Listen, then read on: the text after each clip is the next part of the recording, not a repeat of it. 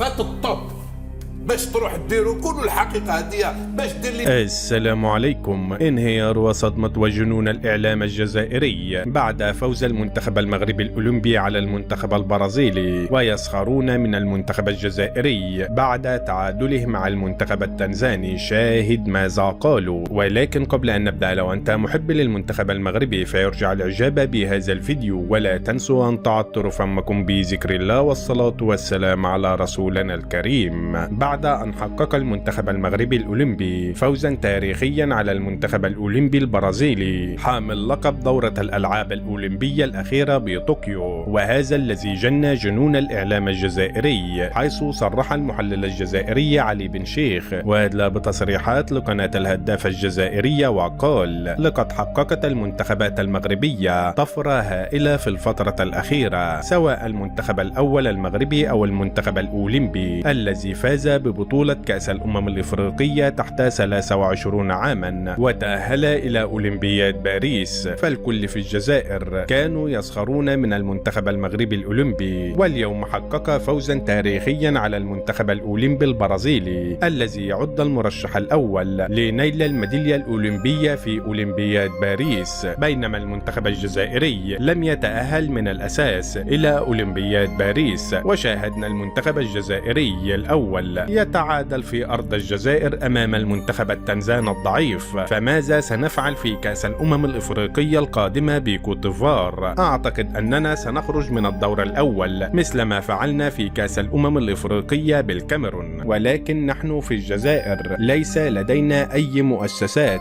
تنظم وتخطط للمستقبل مثلما تفعل المغرب التي بدورها خططت ونجحت في الوصول إلى المربع الذهبي في كأس العالم، وأصبح المنتخب المغربي المرشح الأول لنيل لقب كأس الأمم الإفريقية بكوت ديفوار. وعلى العسكر الجزائري أن يتعلم كيف يخطط مثل ما فعلت المملكة المغربية، فنحن أصبحنا أضحوك في كل شيء، حتى الملاعب التي خصصناها للشان أصبحت لا تصلح لرعاية الأغنام، وهذا هو الفرق بيننا وبين المغرب باختصار. وفي النهاية لا تنسى الإعجاب بهذا الفيديو والاشتراك في القناة ليصلكم جديد.